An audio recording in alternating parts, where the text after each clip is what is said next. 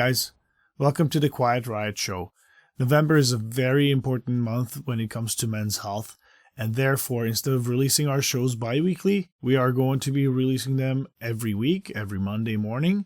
And with that, we also have a new sponsor, Intergalactic Sauces.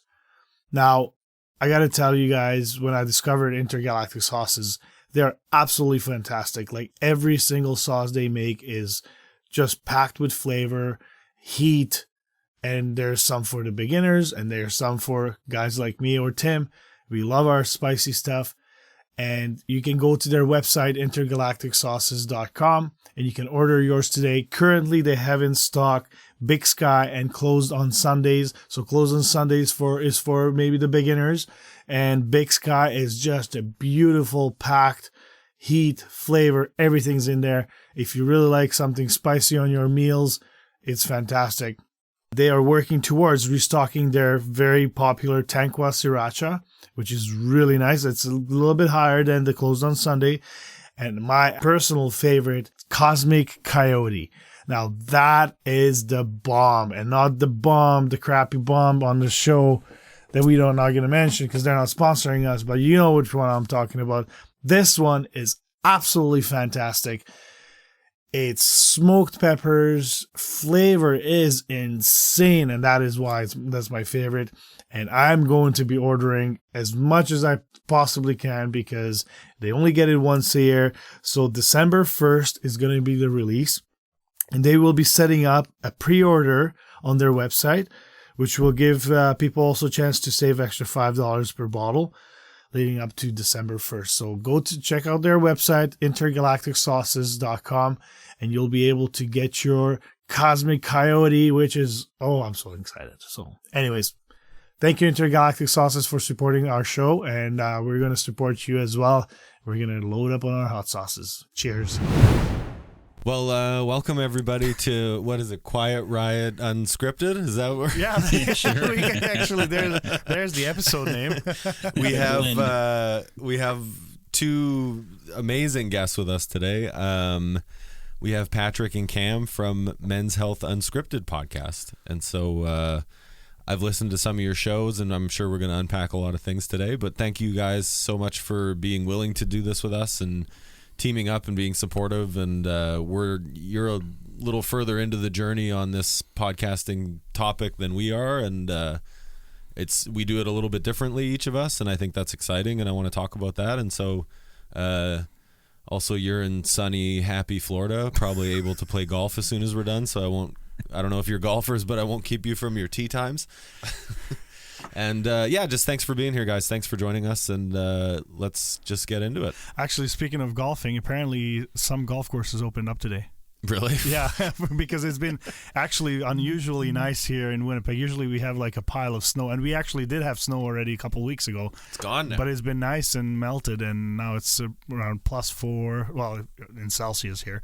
I'm not sure what it is in Fahrenheit, but they're smart pharmacists. They'll figure it out. That's right. Yeah, exactly.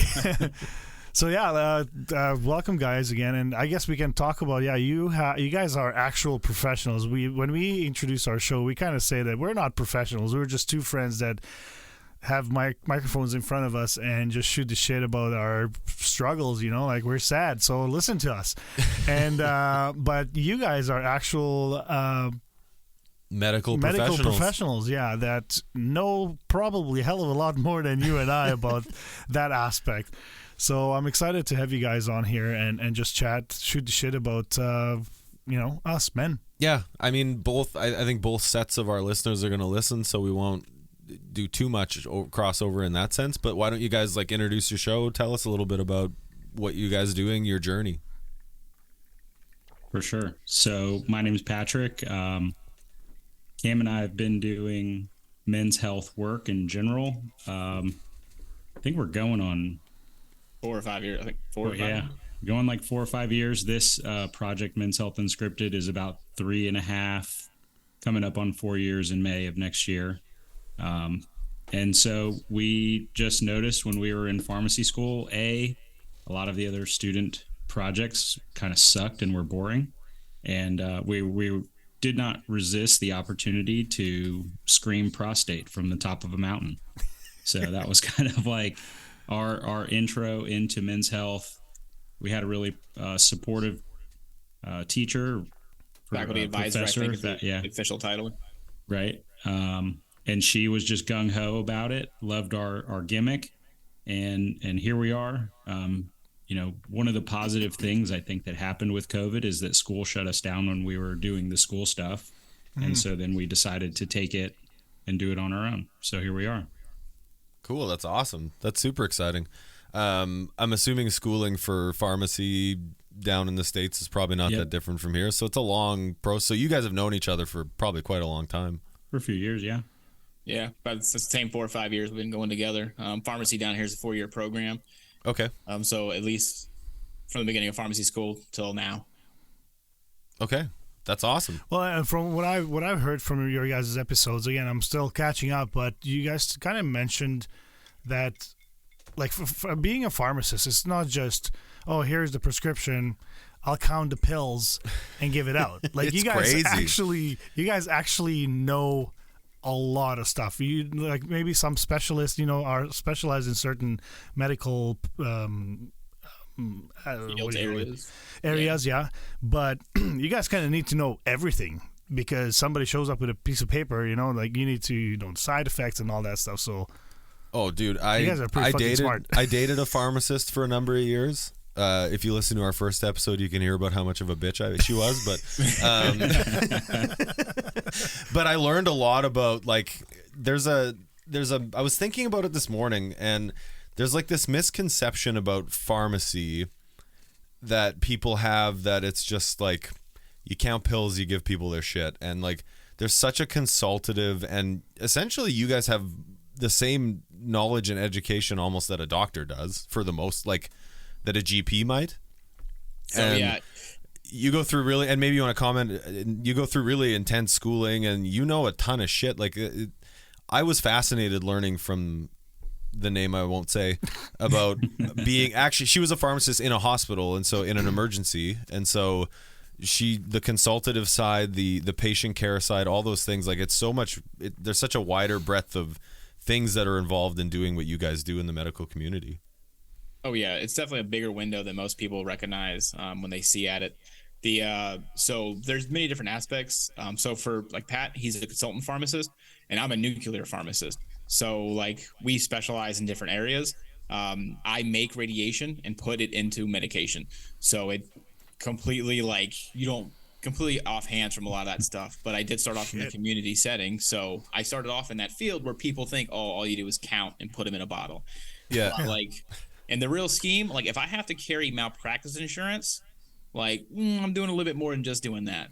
Because as you mentioned, most people only think that's all we're doing. But that's all they think until something happens. And then they're looking to sue somebody. And then guess who gets roped up in that stuff? So luckily back in the day, pharmacy was kind of like that, where you would get a prescription, whether it be for compounding or a pre-made product, and you would kind of just put it together and get it to the patient.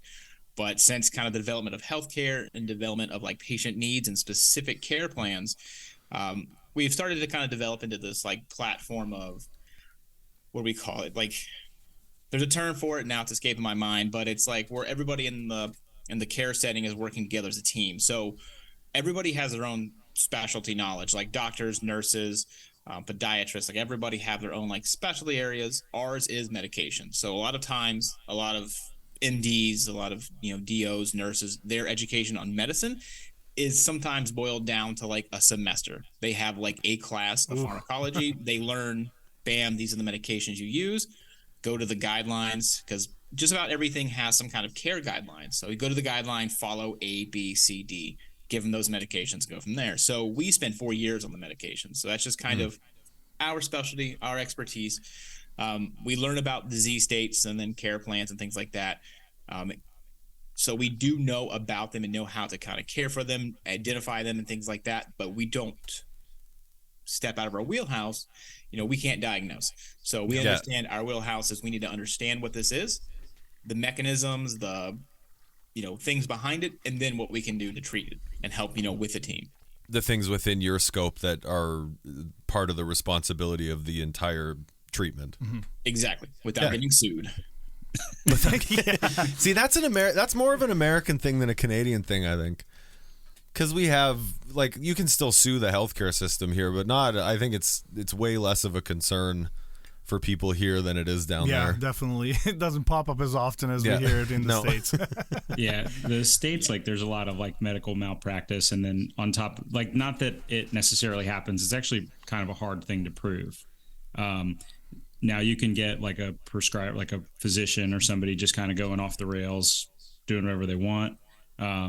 It's tough to kind of prove that stuff, but I think the reason there's probably such a proliferation of it in the States compared to Canada too is that you have big law firms.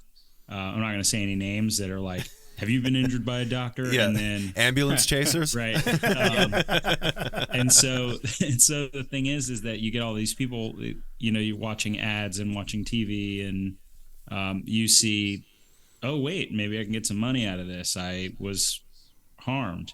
Yeah. And the problem is that sometimes you don't know, a doctor doesn't know that a patient has an adverse reaction to a drug or something like that, or the patient doesn't put it down, or just whatever. I mean, we've heard patients or, you know, say the craziest stuff because they just don't necessarily, and it's nothing against them, they just don't really keep up with it. There's a lot of like speed bumps in the American healthcare system that people have to get through. And at a certain point, if you're sick, you don't want to deal with that. You just want to go get your service, hopefully start to get better. But then when you start dealing with insurances and paperwork and doctor's offices and all this stuff, and you're sick, is when it's already tough if you were healthy. And so now that you're sick, it's like, man, this really sucks ass. Yeah. And so that's kind of, you know, and then the other problem too, I would say, is that a lot of doctors that are here on the insurance model, they can really only spend like 10 to 12 minutes, maybe on the high end, with a patient. I mean, there's not a lot you can get done in 12 minutes. Somebody comes in with a new diagnosis. I mean, you know, maybe you can spend an extra 20, but they're just not getting, a lot of patients don't get the time they need, and they don't get the information that they need. And then what happens is they can kind of get hurt. And so it doesn't happen all the time. There's a lot of good doctors here. I work with a lot of good ones, but I would assume, well, it is good and bad everywhere with everything. You get that everywhere. Yeah. Let's reel that into sort of where we try and focus. So, give us a bit of a snapshot of the healthcare and like mental health care status in the United States, as far as that, like from your perspective, maybe not in the United States, but from where you are. Does your healthcare system provide those services? Does it have those services? Do people have access to that? What's the access like? So it depends. Like, so Cam was talking about earlier, there's a treatment algorithm, right, that a lot of doctors have to follow. And so you come in, you get, you know, go through all this testing, and then you receive a diagnosis, and then the doctor will, chances are, prescribe you something. And so the major issue with that is that there's other treatment modalities that sometimes work better, but like this pill is way cheaper than doing like TMS for the insurance company. So the insurance company is going to make you do like Prozac first, and then you fail that, you might try another medication, and then it's on to like some type of procedural like treatment modality, where sometimes now, you know, in America, there's a lot of places that are going concierge medicine. So they're leaving the insurance model altogether. They're cash pay. And what that affords the patient is that they can go see this doctor that's cash pay. That doctor doesn't have to work with insurance or a treatment algorithm. They can accelerate you to exactly what they think, or, you know, what might work for you. Okay. Yeah. A little more of a personal interaction, little more doctor-patient relationship, maybe, is the right way to say it. Yeah. A lot of the concierge doctors here are like, I'll spend 30 minutes with you. I'll spend 40 minutes with you, where on the insurance model, if you want to be profitable, it's like 10 to 12 minutes, you're in and out. Yeah. Now, I think a big caveat, though, to all of this is that a lot of it is kind of, the patient does have a lot of effect on their healthcare, and then how it is provided. So like there are lots of mental, like how we're talking about mental health specifically, there are a lot of resources, worldwide. Let's be honest. There's a lot of things you can find for that. Yes. The problem is, especially in our first world, a lot of patients are very impatient about it. So they want, that fast, like, oh, I'm feeling sad. I need to be not sad like yesterday. Yeah, kind of fix problem. me now. Exactly. So they will talk to a doctor, or they'll go see a therapist, counselor, some kind of provider, and they are unfortunately immediately dissatisfied that it takes time. It will take money, and it's going to take a lot of effort on their part as well, because you can't just go there, get, a pill, and then you're good as new the next day. A lot of people don't realize, especially when it comes to medication, for this particular thing, it can take up to like 4 to 8 weeks for this to have a full effect. You have to get that therapeutic level in your system, and then you have to respond to it. So some people, and I've had this happen with a lot of my patients when I was in school and community, and sometimes here or there, around just talking to people, is that they'll start something, it'll be like 3 days, and they'll just stop. Yeah. And that's honestly, that's kind of some of the worst stuff you can do, because now you've got it in your system, your body is starting to see it a little bit, and now you've taken it away. And you won't get a withdrawal, but you can get some side effects that will kind of swing into that. But a lot of it is like misinformation or just misunderstanding about it. And so, I've had one of my good friends he was attempted suicide. He's a survivor of that. Thank fuck. But I lived with him for a while when he came out of the hospital after his treatments, because he couldn't live alone. And so I lived with him, and that was kind of where my journey started, with a deeper level of mental health understanding and medication changes, medication onboarding new medications, that kind of stuff. Medication became a necessity for him, but that process of like, okay, we're changing the meds, and it was really the doctor talking to like him and me, because I lived with him, and it's like, okay, well, here's what we're going through. This might be 4 weeks, 6 weeks. We got to keep at it. And then the other thing I noticed is, as soon as people feel good, once those medications are doing what they do well, they don't want to take them anymore. Is that it? Do you see that? Like, I feel great. Yeah. I don't need this anymore. Yeah. It's like, no, fuck, you feel great because you needed it. And like, not to say that's the only path towards, like you talked about, like the impatience. So maybe a good question is, we're in a society today that has increased awareness of mental health and its and the importance of treating it or caring for it, but yet also an increased sense of dissatisfaction and impatience. And so, like, how do we think, maybe all as a group here, how do we think like those two things are going to mix with each other? Because in one sense, it's like, okay, well, I noticed that we see a lot more like anxiety and depression and those things in our world today. And I think it's probably just because it's more likely diagnosed and it's more talked about. But also, like, the flip side of that is like, we have pills for it and everybody wants a quick fix. But I think and I listened to some episodes of your show where you talk about like, it's not always a quick fix, or you don't maybe use that terminology, but like, you had the sex therapist on, and it's like, okay, well, I can't get a fucking boner, so I'll just take Viagra. Well, is that the solution? Is that actually the right plan? That's a quick solution, maybe, but not.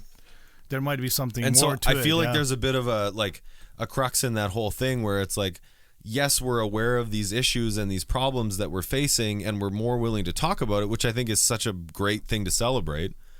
But we're giving it fixes that maybe aren't the right, like, you got to be a little patient. If you've had anxiety for 10 years, like, or 20 years, maybe don't expect a proper fix in 20 minutes. I don't know. What do you guys think of that? I rambled on a bit there, but what do you think? No, definitely, you're right on the track with that. So a big part of it, and then I will kind of say this goes into that wheelhouse thing we kind of spoke about earlier, people in their practice, because general providers, primary cares, they can prescribe, and they often do, medications for mental health, anxiety, bipolar, depression, things like that. And that's great. But the problem is they often will not then get them pointed towards therapy. They won't get them pointed towards a psychiatrist or somebody like that. While the medication is useful, it's a tool that can be used to help balance things out, balance out how kind of you're feeling, your mood swings, etc. You still need to get to the root cause of that. So like how you mentioned with the anxiety example, you've had anxiety for 10 years. Yeah, the medication will help kind of bring down those episodes, but we still need to kind of get down to what's causing this. Usually it's, self, what is that? Like they have problems like their self-confidence and things like that. So let's discuss that. So now you need to get a consult with somebody, and then that can take time because that first person may not be right. So now you have to try a second person. Yeah. And the same time, don't stop the medication because you still need that to kind of help you get to find that right person. And where if they would have saw someone whose wheelhouse was mental health originally, usually in-house they could have got the medication and the therapy like started off day one, and you probably would have started with therapy actually. So like for myself, being a veteran of the Marine Corps, I go to the VA. The VA has people shit on all the time, but the VA is honestly some of the best healthcare if you're not an asshole about it. See, we hear just awful things about all of that up here. Yeah, like all the veterans. That's get all we get over, is that the veterans are fucked. Nobody cares for them. Nobody gives a shit. And we don't need to get into a whole thing about it, but like it's funny to see these differences because you guys live stateside and we live on the other side of the border, and so I'm picking up on those little things. It's interesting because that's what we hear, and maybe that's what you guys hear too. I don't know. 100%. And honestly, a lot of the time it is kind of situational based. Not saying that there's not chances and occurrences where there are shitty things happening. It does happen. Sure. But oftentimes, like, you go to talk to these people and they're pissy and they're disruptive and they're like yelling about Agent Orange or some shit. And you're like, for a blood pressure point, what the fuck are you talking about? Yeah. Like I did rotations at the VA when I was down there, and like this guy came in and he had so he suffered from COPD and he had like an entire bag, like a grocery bag full of inhalers. All of them were in the box still. Some of them weren't even his. Like they had other people's labels. And I was like, where the fuck did you get this? And he's like, I don't know.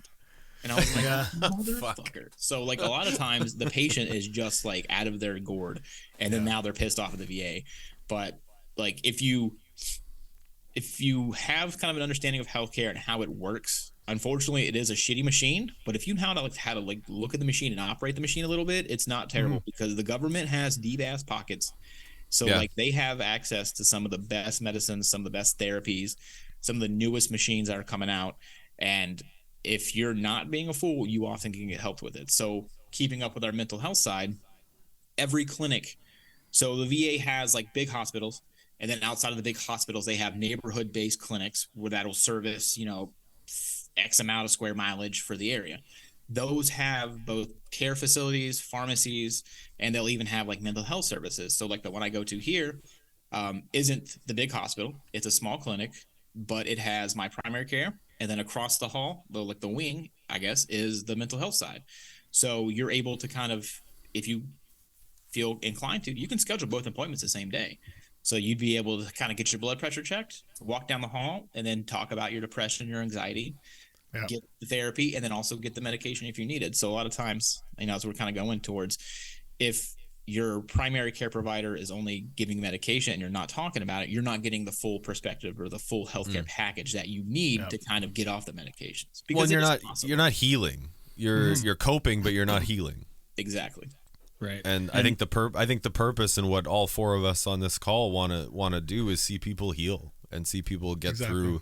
Absolutely. Like actually heal their let's call them injuries, or not even heal, but just to learn to like sometimes I remember from my days where like I just fell into this hole and I just tried to climb out of it and I just couldn't, right? But like maybe talking about these issues, problems, somebody hears it, at least they'll manage to do the first step and just manage to live with it somehow, and it just kind of, I guess heals, but slowly. Like, obviously, I think with mental health, like we're always going to have these issues, and we're always going to feel things that are miserable. We just eventually have to learn how to live with it and deal with our problems, right?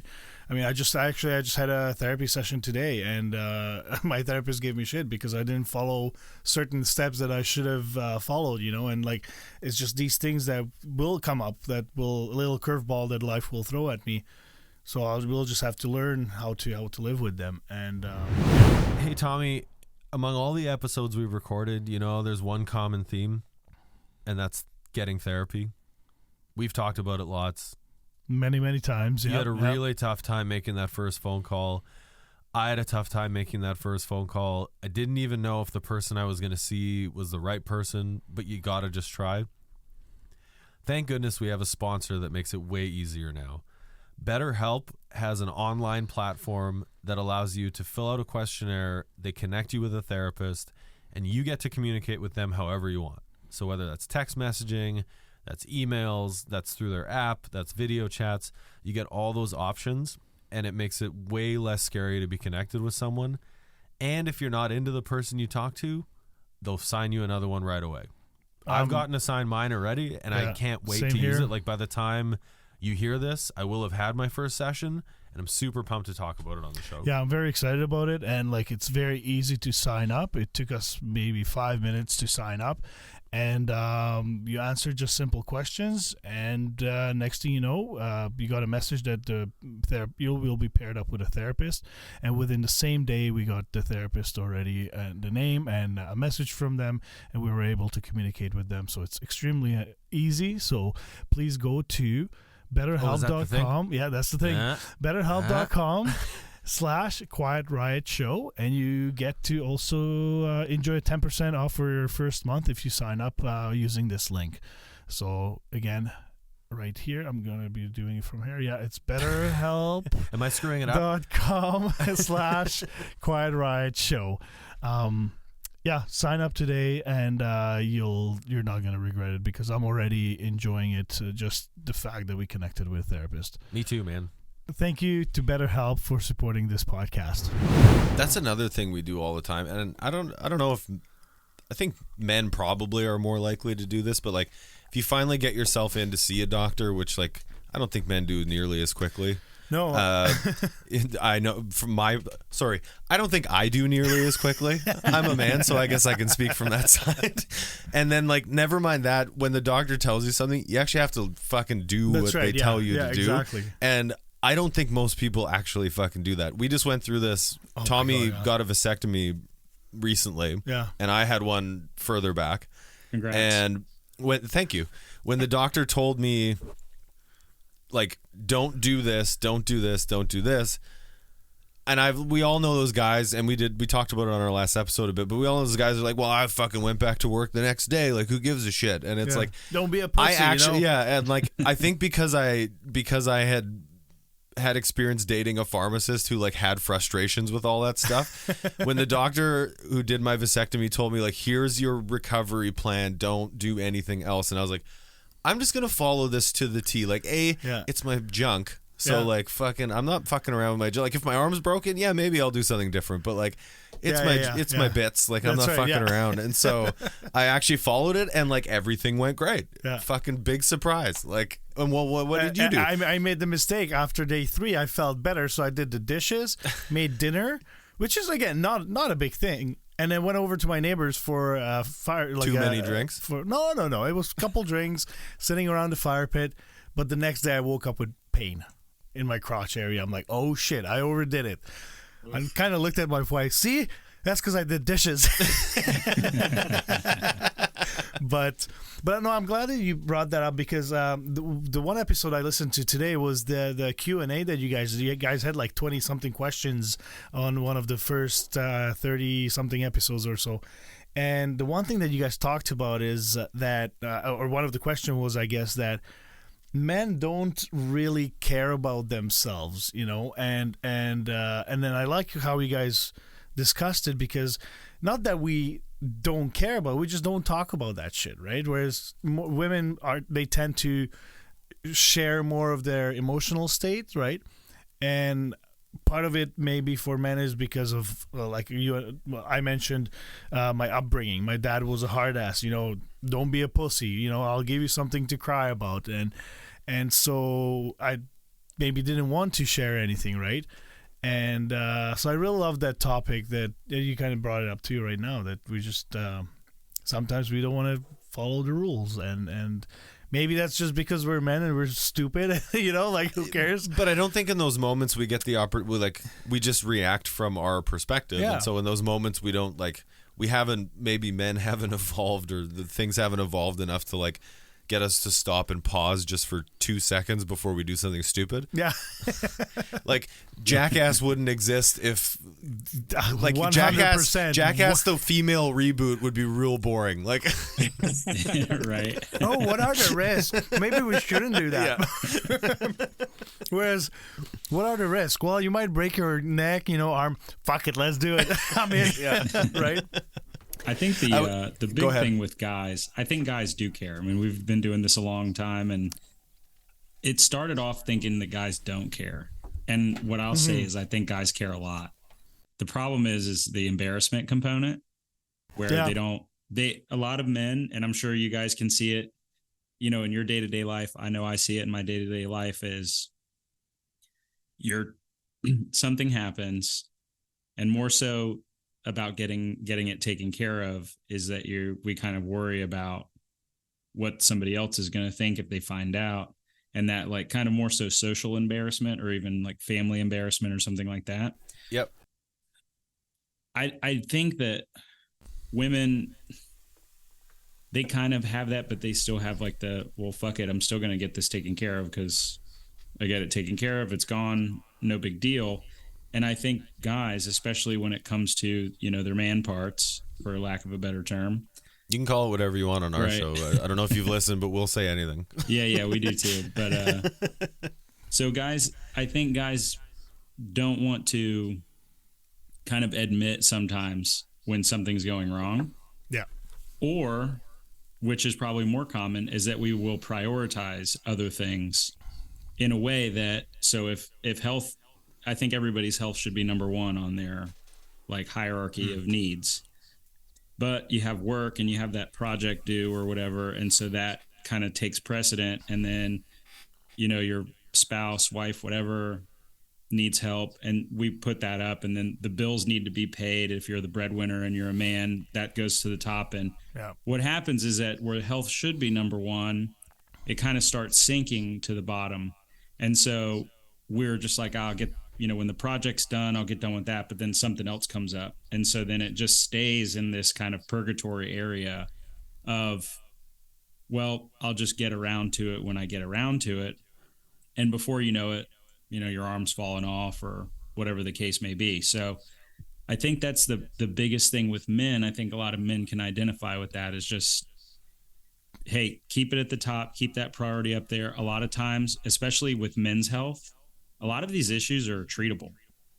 A lot of these issues can have a resolution. It doesn't necessarily mean there's like this long-term treatment plan and it's a for life thing. I mean, a lot of health issues can be treatable and really curable, but it takes work. Like you guys said a few minutes ago, if you have 20 years of anxiety, you ain't fixing that in a day. I'm sorry. I hate to tell anybody that, but I mean, that's just the truth. And then how does your brain respond to not having anxiety is another kind of component. Is you have anxiety for 20 years and then you kind of start getting to the root cause. Well, how's your brain going to respond to that? And a lot of guys, sometimes it's great. I mean, you can kind of go on with life. You're getting your stuff done.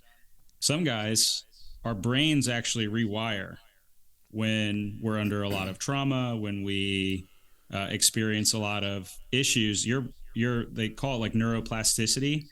Your brain is like super, super smart, and it will wire itself to deal with certain issues. I think there was a study, Cam and I talked about it a long time ago, but there was a study that had to do with, what was it? I think it was like Canadian Marines. It was actually north of the border. Do we have Canadian those? Marines, and they had I think military service. Commandos for you guys, but Commandos, okay. Yeah. So you had Canadian commandos, and then you had Americans who had been in a traumatic situation in their life and like for a long period of time. So abusive parents or an abusive relationship. And so they studied the Americans in that sense, and they studied the Canadian commandos and who had been in combat. And a lot of the times the brains had rewired themselves very similarly to someone who was in a combat scenario as compared to someone who is in an abusive situation at home. Oh, okay. Oh, interesting. Right. So your brain is very aware, and rewires itself to kind of help you survive, right? So then getting through all that, you're actually, again, rewiring your brain to get back to a comfortable level. So these things take time. So how much of that do you think we can do on our own with certain practices? I think a real answer would probably be not a whole lot, because as species, we don't do a good job at kind of focusing on that. If you are driven and if you are like super motivated and on top of yourself, there's a good chance you can get a lot of that kind of like internal meditation and reflection and then like understanding completed without kind of needing the assistance of therapists or a counselor. Yeah. But unfortunately, a lot of us don't have that kind of drive, and we do kind of, with life, things get busy. You'll find yourself off that topic very quickly. So I think that's kind of patient to patient specific, but it is extremely difficult to really stay focused. Well, like you said, like Patrick you mentioned, sorry to cut you off, but you mentioned that, we tend to focus on these quick fixes that, we need to do this, then you finish it, then you jump onto another thing. But like you said, Cam, that you really need to take that focus and energy and time into actually almost like a muscle memory, right, of your brain, that this is what you need to do. And it's got to be, if I try to do that, just even thinking about it, I'm getting a headache. And my schedule is so busy, right? For me, it's always distractions. Like personally, for me, it's just I can always find something else to be focused on that I immediately view as urgent and important. Mm-hmm. And so like whether it's my business, one of my businesses, whether it's my family, my daughter, and friend or my best friend or whatever, in those moments, like it's very easy to find other things that are important, like that actually on that, you talked about like the hierarchy of importance. They are very important, but if I don't actually do the work to be the right person to do all those things, then like what value am I gonna, maybe not today, maybe not tomorrow, maybe in 5 years, but now I can't do any of those things very good. Mm-hmm. It's like being a jack of all trades of my own health, and like you're gonna do a shit job of all of them. Like have you guys, I have a question for you. Have you guys ever at any point in time truly prioritized your health for like a period of 30 days or more? My physical health, yes. 3 years ago, I don't know, 2 or 3 years ago, I was 50 pounds heavier than I am today. Oh, okay. Yeah. And I changed my diet in a significant way, and I committed to doing so for 30 days. And now and I noticed such a huge difference. Now for 3 years, I've been doing it off and on and essentially maintained during periods of stress like the last month, which we don't need to unpack today, but it's been a little bit different, a little more chaos, but like I allow myself that and knowing I'll get back to it. So but yeah, you have for me, I did that. I lost a significant amount of weight, and I kept it off for the most part with a 10-pound swing or a 5-pound swing. But I mean, do you count not drinking for 4 months a commitment of towards your health? Did you not drink for 4 months? Yeah. When? We weren't friends then. That's why. Our time, I wouldn't want to be friends with you. So my second part of that question is, on those times that you were prioritizing your health, what was your performance like outside of that spectrum? So business, family, being a father. How did prioritizing your health send like a ripple effect through your life and the people around you that are influenced directly by your actions? Once I got through the grouchy, shitty part of making big change, all positive. I felt better. I slept better. I reacted better to things. My mood, like everything improved when I started doing that. There you go. Yeah. No, I agree 100%. Yeah, I had a period of time where I was really heavy. I was about 265, 270 pounds.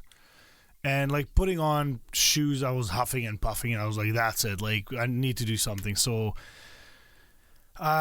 because of my busy schedule and me being also lazy, the thought of going to the gym was just mind-blowing. I'm like, there's no fucking way I can do it. But luckily my neighbor, one of our guests actually, Glenn Damon, that was on our show, he's also a life coach and very good friend of mine. He's one of those guys. Get your ass to the gym. Come over to my house. He lives 4 houses down. He's got a gym there, so I started going to his gym. No excuses at that point. Exactly. Yeah, it's like all you need is do 30 minutes of cardio, and then 3 times a week, and one day you do 50 minutes.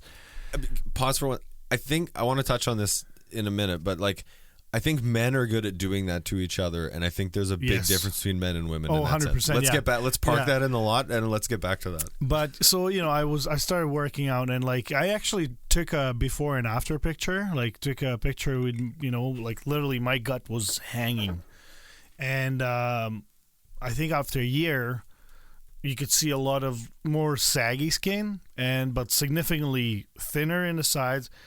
But it's just one of those things that I fell off the wagon, and it just been trying to get back onto it, and I'm hitting the point where I need to do some serious change in my life right now, because again, the weight's going up, and back pain's back, and can't sleep much, and just complications that are rising is brutal. And listening to your guys' episodes, I'm like, oh shit, oh my god, that's me, and that's me, and I feel like that too, and this happened to me. That's the thing with their show, your guys' show, is you have medical professionals, and you have a medical perspective, and not only a medical perspective. I shouldn't say that. You don't pigeonhole yourselves that way, but I listen to your episodes, and it's these are educated people who understand.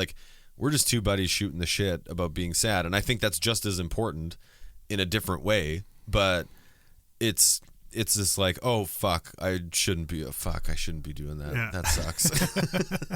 And you take it I take it a little more seriously, because it's fuck, it came from someone with a degree. Shit, I just own a weed business. I don't. How about you guys? What do you guys What do you guys do? As medical professionals, I don't think there's any unique experience that any of us have as men other than our own. But what do you guys do for yourselves? What's self-care for you? I will say that probably generalized as medical professionals, we're all horrible patients to each other and ourselves. Oh yeah, we're the fucking worst. I mean, we're shitty at it, but it's all I guess it's small things. So as you talked about before, when you hear a medical professional tell you to do something, you're all right, fuck off, dude. It's fine. But then you hear your buddy talk about it, or you hear just some regular Joes talking about it, you're oh shit, I kind of can you have more relatability to it. So it's kind of with that. So don't really do a whole lot of the medical stuff per se, but going out and just doing just regular shit. So going out hiking and stuff, going out in nature, being a quiet, centering kind of thing. It's it's not therapy, it's not talking to a counselor, but you get that kind of meditation. It's not yoga Pat loves burning out the yoga. It's not that kind of stuff, but you still get that quiet time for yourself to kind of reflect and be get the fresh air. Piece of shit. Yeah, you get the fresh air and just to kind of get the blood moving too, right?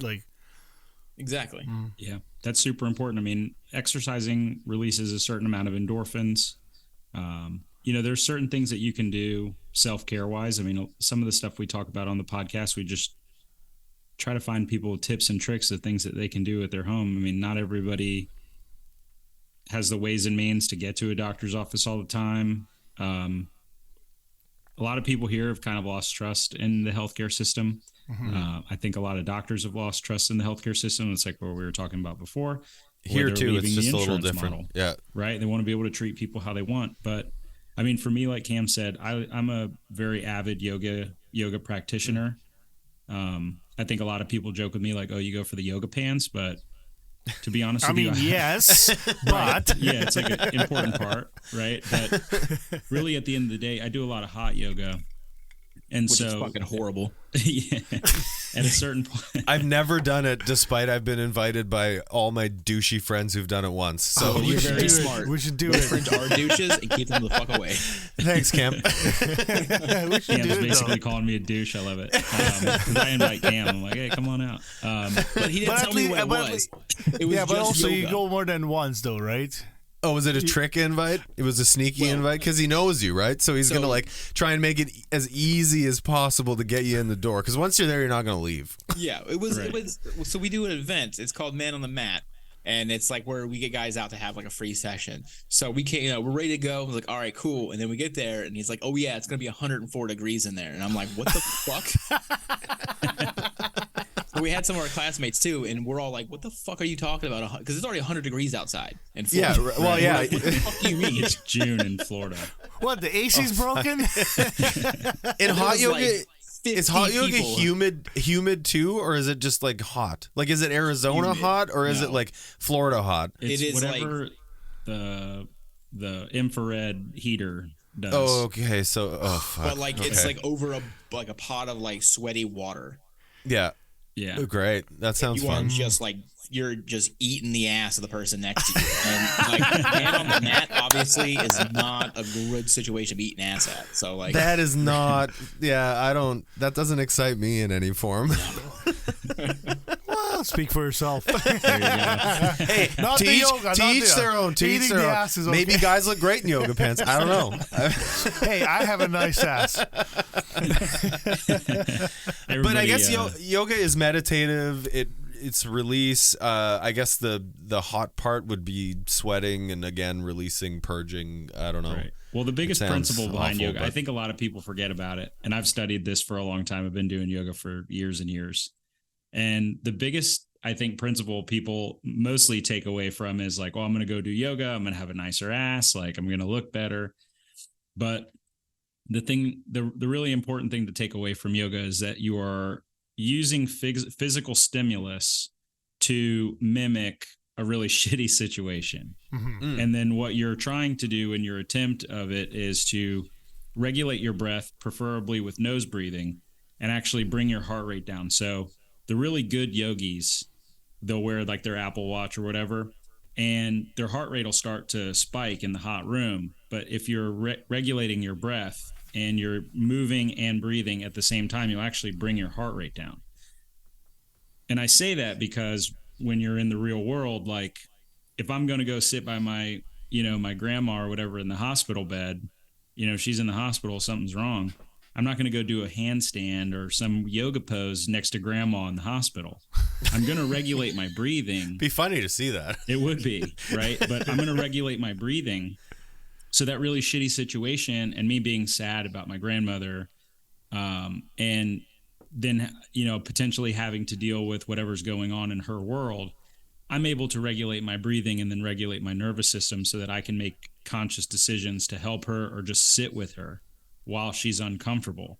I think that's relatable to most people. You've been with a loved one that's sick or in the hospital or whatever. Nobody wants to be there. Shit sucks. Yeah. Right. But the important part is, as a man, we sit there and we be present with the ones that we love. And that means that we're not going to get all like crazy and have all these feelings bubble up. You sit there and you be strong for them. Yeah. And then when it's time to go, you can break down, but don't break down in front of them. You know Well, what I you mean? hold- And you so hold- that's where yoga has been very beneficial for me. Good. Is that I'm able to regulate my nervous system in difficult situations where like, yeah, I want to punch you in the fucking face, but I'm not going to because I'll lose my license now. Have this license like, hanging over my head. Yeah. That's like my way of eating. But, really like that's kind of what it is though, right? And so being able to use holistic techniques, or maybe holistic's not the right word, but just breathing. You can breathe your heart rate down. You can, and I've done it. Like I did it in clinic one time. I asked, there was like a nurse practitioner. This guy kept coming in with like skyrocketing blood pressure. Young guy, seems pretty healthy. But then when you start to ask him questions, like dude is just stressed to the gills. Yeah. Right. And so I was like, hey man, how wound about tight. we try this? Before we start loading you up on these blood pressure medicines, show me that you can bring your blood pressure down. I was like, well, how do I do that? And I took him through like a 5-minute breathing exercise. And sure enough, this dude's blood pressure went back down. And he's just like, well, I realized I'm kind of stressed out. I got like 3 kids. And they all got this and all this kind of stuff. And I was like, well, that's your problem. The blood pressure might not be your shit. Did you It could invite him be to that- hot yoga after? Do what? Your blood Did you pressure's invite him pretty to hot high. yoga You wanna after? make that number higher? Going to the moon, baby. Oh, yeah. You guys, you're talking about breathing. I assume you know who Wim Hof is. Yeah. Yeah, and so he's a guy from Netherlands, I believe, and he. Oh, of course he's Dutch. Yeah, and he's he talked about like doing the breathing exercises, and like he's the one that swam under the ice for I don't know how many minutes, and like, he does the polar plunges and big ice guy. Yeah. So I kind of started adjusting my water temperature to colder now. After listening to him, I did a couple of his exercises where I was actually able to hold my breath for like 3 minutes, which I was blown away. And you can go up to like easily 5 to 6 minutes within like few days of doing the practices. I'm a smoker. I got 30 seconds and I'm done. Apparently, it's actually very beneficial for smokers too. Yeah, probably. But it's just the things. Yeah, like I remember doing those breathing exercises and like. I just felt fantastic until the kids got home, and then fucking blood pressure went up, and but you guys are getting so many vasectomies up there. But it's no wonder that breathing really is something that we don't really focus on, right? Because we just naturally breathe, right? But like, you guys talked about you had the guest on, I forget what the name was, but that you should be able to if you. You breathe in 3 seconds and 3 seconds out through your nose, and then the fourth one you have to try to breathe out as slowly as possible through your nose. And if you do it under 20 seconds, then like that's bad. And if you're between 20 and 40 seconds, you're okay, and you should be able to breathe out like more than 60 seconds. So I'm driving. I'm like, okay, I'm going to try this. I failed after like 10 seconds. I'm like, oh shit, this is bad. But yeah, just little things like this that we don't really pay attention to. Yeah, there's a lot of tips and tricks to downregulate your nervous system, which kind of goes hand in hand with mental health. Really, the 100%. I think one of my favorite breathwork stories is there's a breath called bee breath, and it actually stimulates like your vagal nerve. And if you find yourself in fight or flight, you can like switch yourself back over. And basically what it is, you take like 3 big deep inhales through your nose. And then on the last one, very similar to that, is you kind of like pinch your teeth and make a bee noise, like bzzz, like that. And you try to hold that and extend that exhale for as long as you can. I mean, generally, like when I do it, I'd say I feel better. I was over at a rotation in pharmacy school, and I had it was transitions of care. So we were calling patients after they left the hospital. It was in the middle of COVID, so calling a lot of people coming home from COVID. And basically, like, all the pharmacists there were all stressed out because, I mean, it's their job, I guess. But I was like ready to leave after my 6 weeks. But the big thing was that I did a lot of breath work there because it was a pretty stressful rotation. The grading system there and stuff was kind of difficult. And I would find myself at lunchtime, like leaving and going doing bee breath. And a couple of the pharmacists saw me like, oh, what are you doing? And I told them. And before we knew it, like 2 weeks in, we were doing that shit like every day at lunchtime. Yeah. The whole pharmacy was doing breath work for like 10 minutes at lunch. And they loved it. And like, even then, like still, they'll come up and like, they'll message me or whatever. And like, oh man, we just did that. This job is way less stressful after you came through. I'm like, okay, cool. Nice. Yeah, good for not you. To take away from like the definite effect of that and how beneficial it is, Pat single-handedly turned the pharmacy staff into like the spaz table in the lunchroom. Yeah. You walk in the lunchroom, all the pharmacists are MD's like, what the fuck are they doing? Downregulating our nervous system, doc. The fuck out of here. Yeah, but you know what? If you get the whole crew on it, then it's okay. But if you get only like 2-3 guys, everyone else is like, what the hell is wrong with these guys? Yeah, but if you get more than 10, like what's the tolerance? You get more than 10, now it looks like you're a fucking cult. Like that's right. Yeah, right. You need to get everybody on board. Drinking Kool-Aid and shit. Yeah, right. Okay, do this now. Drink this. Oh, fuck you. Hey, Tommy, the pizza oven is back. They have new ownership. They have new menu items as well as all the old classics. You tried one of the new ones or a couple of them. I tried the chicken tandoori pizza and it was absolutely fantastic. You brought it to my house and I smelled it and it smelled unreal. Yeah, you were on your keto. Yeah. And I wasn't. So it was fantastic. It was so good. Awesome. So they've got bunch of new menu items, and they've been generous enough to sponsor our show on an ongoing basis again. And so thank you, Pizza Oven. For those of you not in Winnipeg, you don't get to enjoy it. Too bad. They're located at 1215 Henderson Highway, Unit D in Winnipeg. You can give them a call, 204-949-3000. Also, we have a promo code that you can use if you order online through their website, and that is QRS15, QRS15, and you'll get 15% off your Pizza Oven orders. So everybody's still loving the Pizza Oven. Oh, absolutely. I mean, get your pies. And I know they have lots of game day specials as well for the Bombers, the NFL, and the Jets as well. So make sure you guys check them out. Okay, so do we want to touch on, you were talking about how, like, men, we tell each other, like, you know what, just get your ass to the gym. Let's talk about that a little bit. I feel like there's this response, and I think maybe it's a male thing or testosterone thing, but like, if I have a friend who looks at me, like a person I respect, who looks at me and is like, no, you're full of shit, fuck you, let's go do this. And I'm like, all right, fine. You're right. And like, I think we have this, like, a simpler way of communicating between each other as men. Women, there's always like, drama. I can't. I'm just picturing right now, like, one of my wife's friends saying to her, like, you know what, you're being a fucking twat. Like, stop it. Let's fucking go. God, yeah. Like, that would be a year. Like, they'd never speak again. Like, we have this very simple way, and I think it's a gift that we have. Actually, is this ability to respond not so emotionally, and like through this method of accountability from another man who, like, maybe A, we look up to, or B, we respect, where we like respond well to that. Do you guys see that happen? And you've talked to a lot of people. You've talked to a lot of women on your show as well, and I want to actually touch on that too later. But like, what do you guys think about that? I view it as a gift. I think it's amazing that we can be as simple. We're not simple in that sense. We're complex the same way, but like in a different way that feels more simple to me because I am one of us, I guess. I don't know. Oh yeah, no, that's definitely 100% like something you can see. We definitely have what seems to be like an opposing way of interacting with each other as compared to women.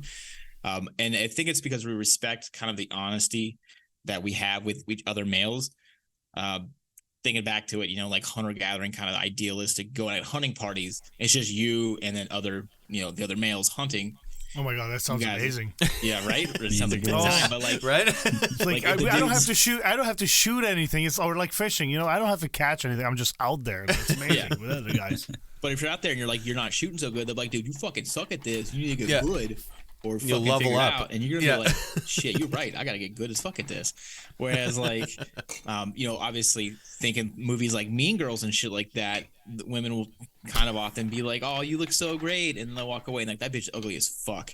Yeah, that's like, so funny, dude. And you're like, "Damn, dude, what the fuck is happening here?" Like, it's I was working last night, and I have a 12-year-old daughter, and my wife and my daughter, she watched Mean Girls for the first time, both of them. My wife had never seen it. Oh, shit. They watched it last night for the first time, and I was like, you've seen it like 20 I could probably times, quote right? the whole movie because it's fucking hilarious. But but it is that, like, I like that rise to the challenge aspect of being a man. Like, I enjoy that. Like, oh, fucking, you suck at this. Like, you're not going to be better than me. Like, go fuck yourself. Like, it's this battle to be the best or be stronger or be better or at least level up. I think as men, we're good at encouraging each other to level up. Yeah. We have weird ways of communicating it. Mm-hmm. We're weird people. I was 2 days ago, I was explaining to my wife the definition of teabagging. And so, and she was like, guys are fucking weird. I'm like, oh yeah. I'm like, guys don't do this to girls. They do it to each other. Oh, and yeah. 100%. I nailed it between 15 and 30 years old. I'm 40, so I think my teabag days are over, like being a receiver or a giver. But like, I kind of put it in that pocket. And she was like, guys are fucking weird. I'm like, yep. I've traced my dick on a guy's forehead before, so I've done stupid shit before. It is a weird thing to explain because you're like, yeah, I would never teabag a girl because she'd be mad as fuck. But you teabag the homie, everybody's laughing and like It's funny, God, and 100%, and yeah. he's not even that mad about it. Like, Exactly. I remember I played college baseball, and I remembered we had this kid on our team. I'm not going to say anybody's name. He had like a huge dick, just he was just rocking. Yeah. And so we're on the bus, and we had a freshman on the bus, and I think I was a junior or senior at this point, well into my college career. And the kid was, he was like 18, just full of piss and vinegar, like moving out of mom and dad's house, and he's ready to play some college baseball. And like this dude comes up behind him in like the bus seat and just like unravels this thing just over. And we're all sitting back there like watching. We're like, oh my God. And it like just drops and it just like plops right on the shoulder. Jesus. And everybody's like, oh, and no one was like, oh shit, homie's got a huge dick or anything like that. It was just like, No, it's just funny. dude, you got your boy's dick on your shoulder. Like, what's up? You're like, yo, what kind of parrot is that? I've never seen that. Right? And we made jokes, and the kid was upset for a little while, and we're like, bro, you are about to enter a world of latent homosexuality that you never really thought you were prepared for. Yeah. We do straight men do the gayest things. I went to a bachelor party for 3 nights, 4 days to Minneapolis. And we came back, and my wife's like, "So, how were the strippers?" I'm like, "I don't know. I've seen so much dick all weekend that I don't remember all the boobs." It's literally my buddies were the first picture we took as a group photo in the hotel room. So we set it up, put it on the timer.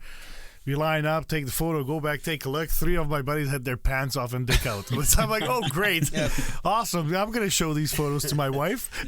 Well, and like this is the group we're doing this to try and reach. Yeah. Because we do as men have to push beyond that just enough 100%. to like be good providers and be good fathers and men and husbands and all those things, and like, but I still want to get drunk with my buddies and like draw dicks on his face. We still gotta have fun, right? Yeah. Boys gotta have fun. We should make that song actually. Boys just gotta have fun. It's like we I don't still know want if to pull it- our dicks out. Like, Yeah, that's right. No, I don't know if in today's world that would go over so I know, well. right? No, but and that's just it. I'm not sure if you guys listened to the episode where I talked about my mental health struggles, but I never believed in mental health issues or illness, like depression. I was like, fuck, just do something about it. Just like. Be not sad. What do you mean you're right. sad? Yeah, what do you mean you're sad? Have you tried not being sad? But yeah, that's how I was. Like, well, if you're sad, go do something that you like. And then a few months after that, after I was like just in the basement, watching the same movie over and over, or looking at the ceiling, listening to music, my wife's like, maybe you're depressed. I'm like, get the fuck up. Maybe. Yeah. When you do something, light bulb, right? when you do something you love and you still feel like shit, that's Exactly. what depression is. Yeah, and then so That's not sadness, that's depression. I was very vocal about it at my workplace with my friends. I took 3 months off from work, and everyone's like, "What's going on? Where are you? How come you're not at work?" I was like, "I'm fucking depressed, man. Like, I just need to figure my shit out." And went to therapy, and I think I'm lucky that I'm comfortable talking about it. I know guys at work, they look tough as shit, but they would never ever open up about anything, But we've talked about it on our show, and I've only listened to a few handful of episodes of your guys' show, but it is getting better, and I say this every few episodes, like, it's getting better, and that is worth celebrating. Every little inch we've moved to make it better is worth celebrating. It's because of guys like Patrick and Cam and you and I, like we just Maybe not us, but them for sure. Well, No, them, you guys I just threw our names Yeah, in there. I know. I like, appreciate we need that. promo. Thank you. No, but it's about sharing, right? I'm talking for about sure. it. Exactly. Well, I think the relatability, when it comes to men is like, Cam and I have a certain career, but other people have different careers, but we still probably experience as men very much so the same emotions and feelings. And the problem is like, I think a lot of guys don't want to be called a pussy, like, oh, I've got the big sad, I'm depressed, whatever, I don't want to be a pussy. But it's not like you're not being a pussy, because you have to understand that acknowledging it and then going in finding different ways to treat it, whatever those can be. It can be going to therapy, it can be going to yoga, going hiking in the mountains, all of the above, whatever. It is allowing you to be the man that the people in your life need, and who they initially, you know, like you guys are married, so like you're the man that your wife's married, right? Like you're the dad, you're the father figure, and your wives and your kids, they need you guys, right? I mean, it's not just like, oh, I'm depressed, like I'm out of here, right? Like fuck off, wife and kids, like figure this shit out yourself. You know, I don't have that, but I have people in my life who rely on me very heavily, and I mean, I got to come with the heat almost every single day. Yep. Right. And that's however I feel when I wake up in the morning. I lean more towards the depression side than the anxiety side. Me too. Right. Like if I had to kind of put it on one or the other. But in that, like, if I wake up and I'm like, fuck, I feel like shit for whatever reason, like I still got to get up and go to work. I still have clients that need me, and my clients need me to be on my game really bad. I mean, I deal with some really sick people. So that's kind of the thing is, like, you're going out, you're trying. That's step one. And not every, like, yoga's not going to work for everybody, right? But it can work for some people. So finding the ways that you can move your body naturally, you know, be able to get the things accomplished that you need to get accomplished, I think are super, super important. And then all of that is kind of a cycle, right? Like you've gotten all this stuff done. You're prioritizing your health, putting you first. And then now your cup is full. And so that now you can give back to the people who you love. And I think that's really what being a man is all about. Like, you know, the Andrew Tate stuff, and, you know, you got to have 50 bitches.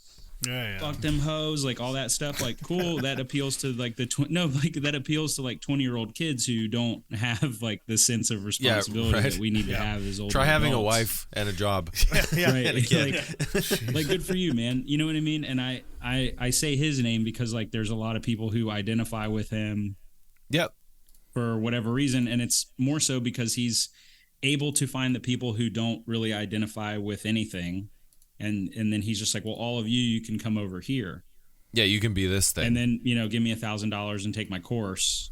Yeah. And like, well, guess what? You're like still stuck wherever you were. But, you know, so I think the thing is like finding good quality mentors. You know, when I was 20, I wanted 50 bitches too. Who didn't? Right? I mean, like, seriously. I wanted a Ferrari. And I want them again once I'm 75. Right? You know, I worked for a guy who had like all the cars, and like he lived a very flashy lifestyle, whatever. But like that motherfucker was messed up. Yeah, it's like, probably miserable. Like I knew him on a very personal level, and like he wasn't like a super happy dude. He had like a lot of shit going on. He thought he was, or he thought that projecting the Ferraris and the Porsches and the women and all that stuff, he thought all that stuff, like other people would think, oh man, he's really cool.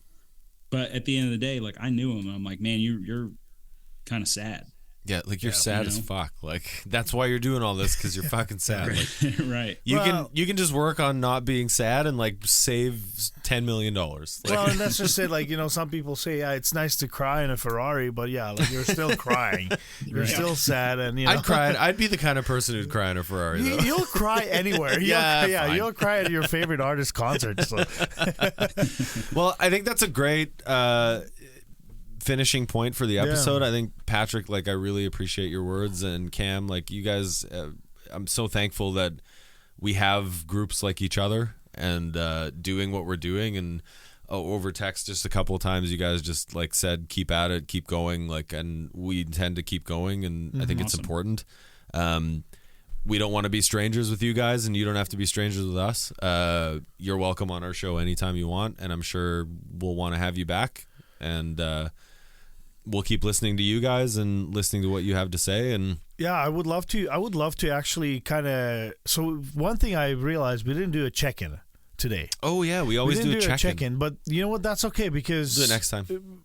people don't need to know the shit I went through, and it's okay.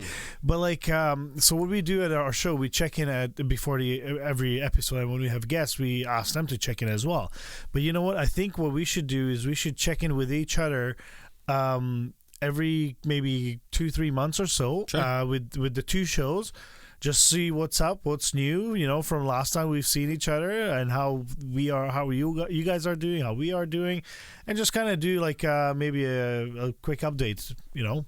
I don't know if you guys would be up for it, but I would love to do that. I love what you guys are doing, and so we want to support that however we can. And so before we leave, I really encourage our listeners to go to the Men's Health Unscripted webpage, which is menshealthunscripted.com. Yep.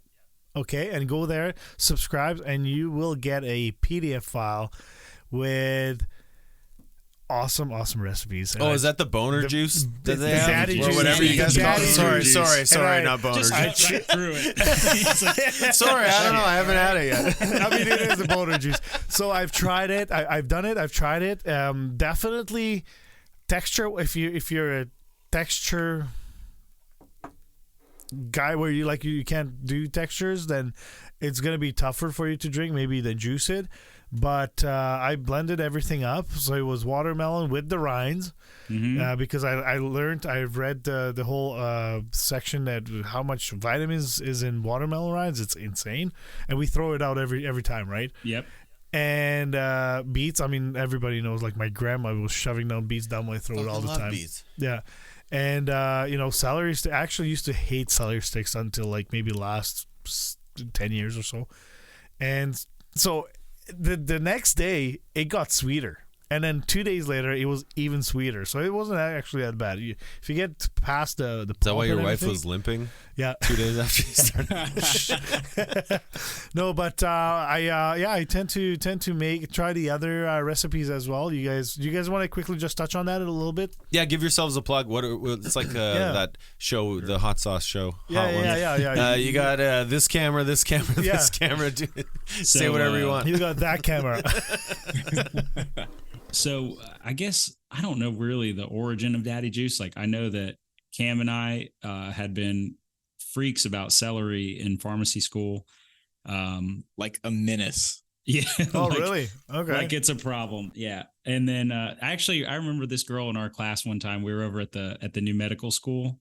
USF built like a brand new medical school, like right at the end of our stay there. So we never really got to experience it too much, but we went in. And I'm like just chawing on some celery or whatever. And this girl comes up to me and she's like, "Hey, why are you always eating so much celery?" And I was like, "Because it makes you blow big loads." That's the thing. That's is that an urban myth or is that a real thing or an urban y'all legend? Know who Peter North is? Yeah, of course. He does. That guy eats 10 pounds of celery a day. If Peter North does it, it's like one of those things. Like if Nolan Ryan is going to tell you how to throw 100 miles an hour, I'm going to listen. Yeah. I would heed his advice. Professional in his own game, Right. That's kind of how we saw it. And then fair. So my roommate is a testicular cancer survivor, so he is a health nut. I mean, is like smoothie freak. And so one day I was just like, I was like screwing around. I was like, let's make a healthy smoothie. It probably won't taste too great, but yeah. But it's like, so the thing is though, is that really like here's the thing about Daddy Juice is that I can tell you guys like, hey, if you drink this smoothie, it'll help lower your blood pressure, have all these benefits. You get a ton of nutrients and energy. And most guys will be like, fuck off. Yeah, I'm not doing it. And I say, how about chicken wings? We'll take the same smoothie, we just repackage it, and we say, this is going to give you ripping boners. Yeah. And you're going to blow huge loads. Yeah, who's not going to take that? And I jumped on it right away. Yeah. Where do I sign up is kind of how it goes. So, but you guys shoot that load. Yeah. It's like, honey, can you hold on this target? But you guys also include a couple other recipes. I'm not going to give it away. Why don't we have the listeners go and sign up, subscribe, and then they can find out themselves. But I read through the recipes and they sound actually really good. So I'm definitely going to try it out. The other ones probably taste better. The Daddy Juice is just like if you're a freak and you just want to get down. Like Yeah. the daddy juice. You know what I mean? That's right. It's function over fashion, that one. Yeah, You I think can a big always thing add. though is remember it's a recipe. So if you want to add some extra stuff, Right. if you want some different flavor profile, definitely do it. And I like how you brought up the texture point because it's not something you really think about. If you are a texture person and some of it is kind of fibrous for you, fiber is good for you, so that kind of sucks. But you can always put it through a strainer, kind of sift some of That's that right. stuff out, and you'll Yeah. get a smoother beverage out of it. And you'll still get some of like the smaller and finer vitamins, Yeah. minerals, Yeah. and stuff. What, For sure. A little tip and trick I actually found out. So one of my clients came in. One of my clients came in and needed like her blood pressure was just like so high. And I was just like, hey, how about you try this like smoothie that my friend told me about? And because she was like not wanting any more meds, like she was kind of peaked out Yeah. on one drug and like the blood pressure meds don't do well for her. So I was like, well, let's try this and let's see if it works. I mean, worst case scenario, you're just including some more vegetables into your life. So she did. And she was like, oh crap, my blood pressure went down like 8 points every time I drink it. And I drink it like once in the morning and once at night. So it like leveled her off and got her down to a little bit of a safer area. I'm not going to tell her, hey, it's daddy juice. But really, Tell her she'll I mean, blow big loads. It'll be fine. yeah. But I mean, I pitch it. You know, I pitch it wherever I'm at. Yeah, it's good. Yeah, it's good. You know, beets are good.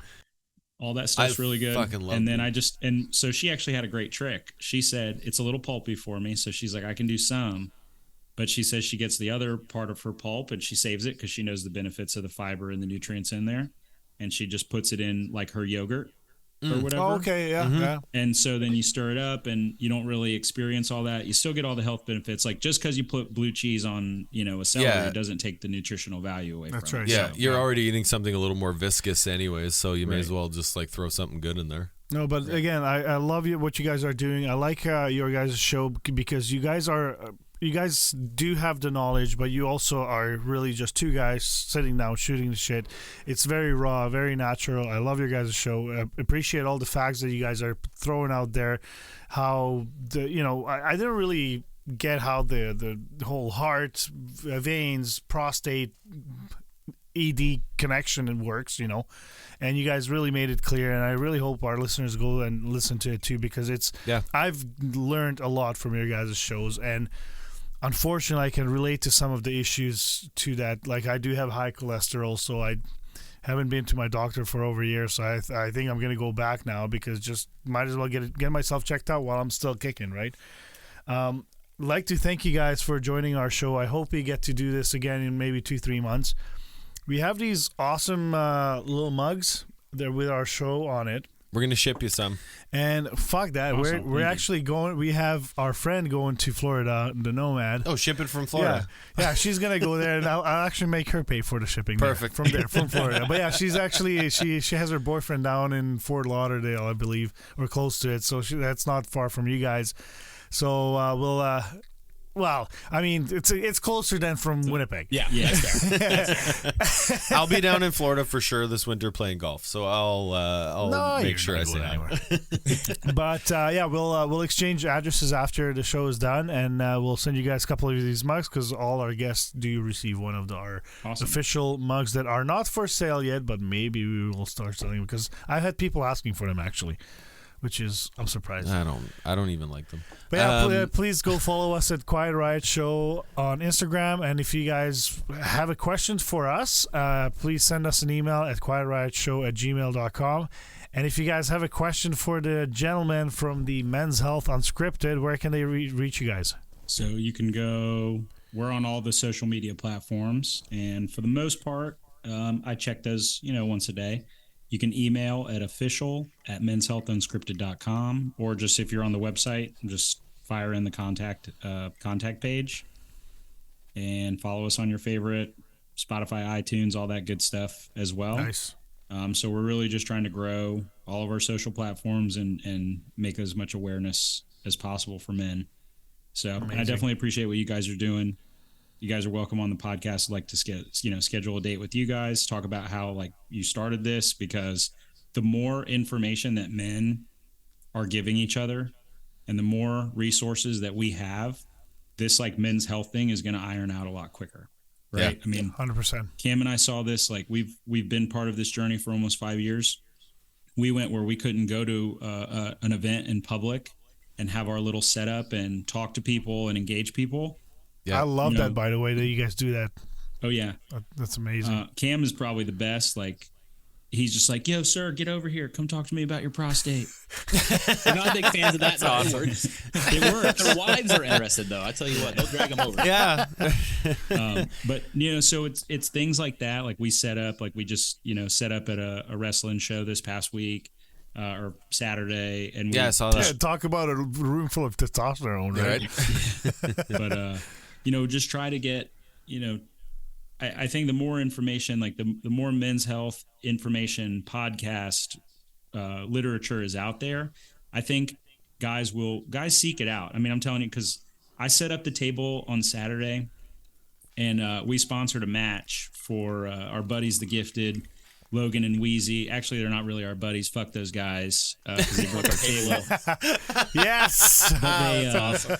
They make sure you guys tag them in the post. I will. So they broke our table. Logan went through it. I don't know why I'm mad at him for breaking it, but fuck him. I saw that.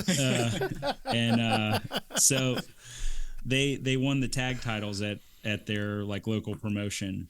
Well, then it's a we've been table worth sponsoring breaking. it here for a few months, and really like those guys, and they're super supportive. And I set up the table and stuff, and went to go watch that match, and I was watching the table. And if I'm standing at the table, guys don't talk to me; they won't engage.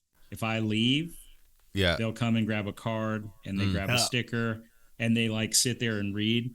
And that's just that audience. Like, some places they come up and they're very engaging. They want to know more about it. Mm-hmm. We've noticed like the wrestling crowd is a little apprehensive of us right now. No offense, like they're not always the healthiest group. Yep. But at the same time, like, they want to know more and they want to learn.